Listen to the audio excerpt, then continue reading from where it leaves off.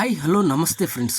ನಾವಿವತ್ತು ನಮ್ಮ ಹೊಲದ ಬೆಳೆ ಸಮೀಕ್ಷೆ ಆಗಿದೆಯೋ ಅಥವಾ ಇಲ್ಲವೋ ಎಂದು ತಿಳಿದುಕೊಳ್ಳೋಣ. ಅದಕ್ಕಿಂತ ಮುಂಚೆ ನಾವು ನಮ್ಮ ಹೊಲದ ಬೆಳೆ ಸಮೀಕ್ಷೆ ಆದರೆ ನಮಗೇನು ಲಾಭ ಎನ್ನುವುದರ ಮಾಹಿತಿಯನ್ನು ತಿಳಿದುಕೊಳ್ಳೋಣ. ಫ್ರೆಂಡ್ಸ್, ನಿಮಗೆಲ್ಲರಿಗೂ ತಿಳಿದಿರುವ ಹಾಗೆ ಬೆಳೆ ಸಮೀಕ್ಷೆ ಆದರೆ ನಮ್ಮ ಹೊಲದ ಬೆಳೆಗೆ ಹಾನಿಯಾದರೆ ನಮ್ಮ ಬೆಳೆ ಪರಿಹಾರದ ಹಣವು ನಮಗೆ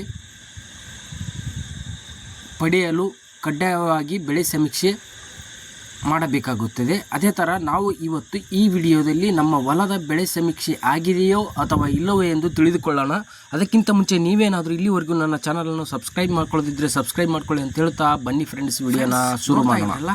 ನಮ್ಮ ಹೊಲದ ಬೆಳೆ ಸಮೀಕ್ಷೆ ಆಗಿದೆಯೋ ಅಥವಾ ಇಲ್ಲವೋ ಎಂದು ತಿಳಿದುಕೊಳ್ಳಬೇಕಾದ್ರೆ ನಾವು ಬೆಳೆ ದರ್ಶಕ 2025-26ನೇ ಸಾಲಿನ ಈ ಆ್ಯಪನ್ನು ಡೌನ್ಲೋಡ್ ಮಾಡಿಕೊಳ್ಳಬೇಕಾಗುತ್ತದೆ.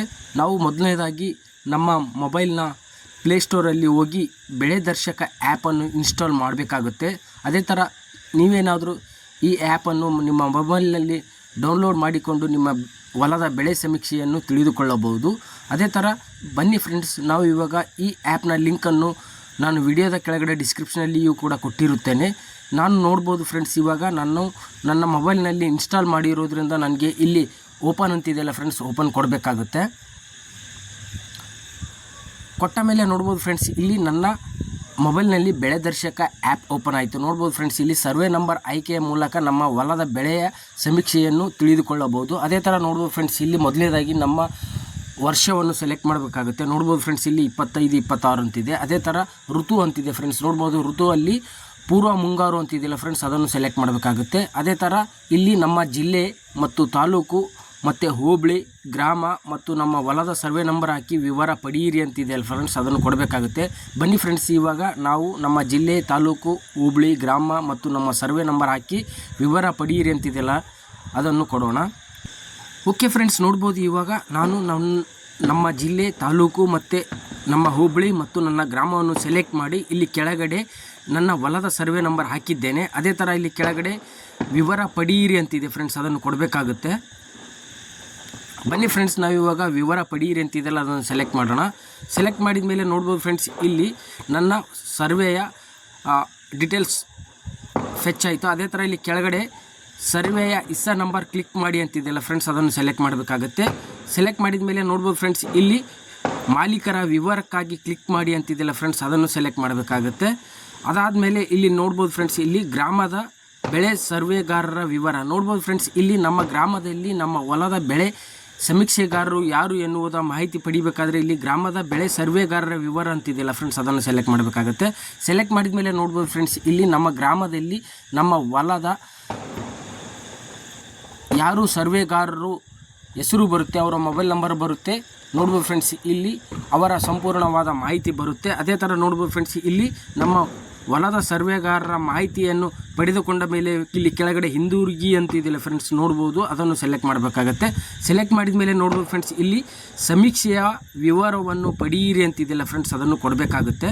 ಬನ್ನಿ ಫ್ರೆಂಡ್ಸ್, ಇವಾಗ ನಾವು ನಮ್ಮ ಹೊಲದ ಸಮೀಕ್ಷೆ ಆಗಿದೆಯೋ ಇಲ್ಲವೋ ಎಂದು ತಿಳಿದುಕೊಳ್ಳಬೇಕಾದ್ರೆ ಇಲ್ಲಿ ಸಮೀಕ್ಷೆಯ ವಿವರಗಳನ್ನು ಪಡೆಯಿರಿ ಅಂತಿದೆಯಲ್ಲ ಫ್ರೆಂಡ್ಸ್, ಅದನ್ನು ಸೆಲೆಕ್ಟ್ ಮಾಡೋಣ.